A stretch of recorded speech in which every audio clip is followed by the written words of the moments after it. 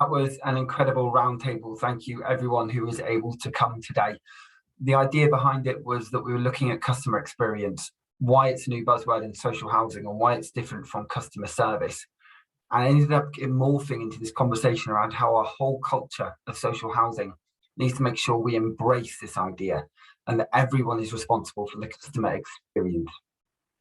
Simcox was my co-host today and delivered an amazing presentation on customer experience versus customer service, backed up by some brilliant research discovered by Steve Alcock. And then the conversation really flowed.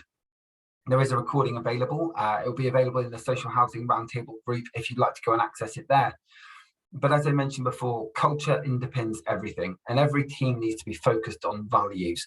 I work with Jo Lackey, who I know is doing some work with some housing associations at the moment, and she's been mentioning how her customer service training and her customer experience training is all about being values-based. So it's great to be able to share some insight from there. Social housing tenants are experts at what they want and what they need, but often their voices aren't heard enough. And we also forget they're brilliant at budgeting, at value for money, and have their own core skills. Speak to them, bring them in, make sure their voices are heard, but also ensure that those staff members who are working on the front line, your housing officers, your tenancy sustainment teams, your tenant liaison teams, their voices are heard too, because too often they're stretched. Your trades operatives are doing everything that they possibly can, but they only have so much time and they have so many targets coming in that they can't always deliver the customer experience they want to.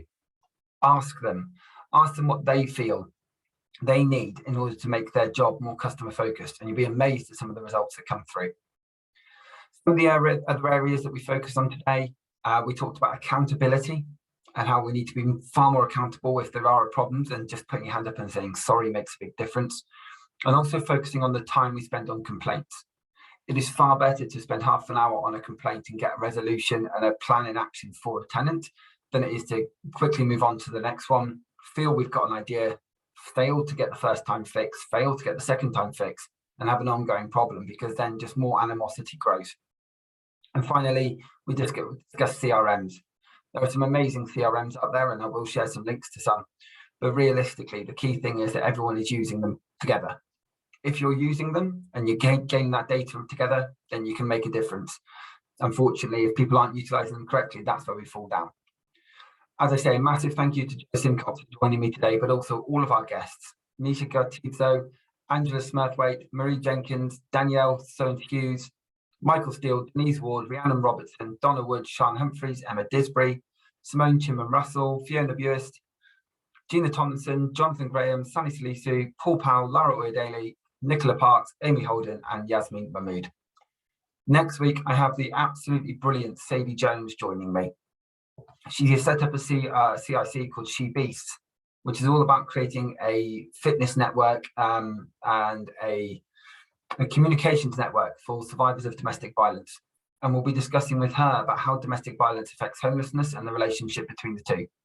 I really look forward to seeing you there. It's going to be an absolutely brilliant event. I look forward to all the events coming up. But in the interim, have a brilliant week and look forward to catching you shortly. Take care.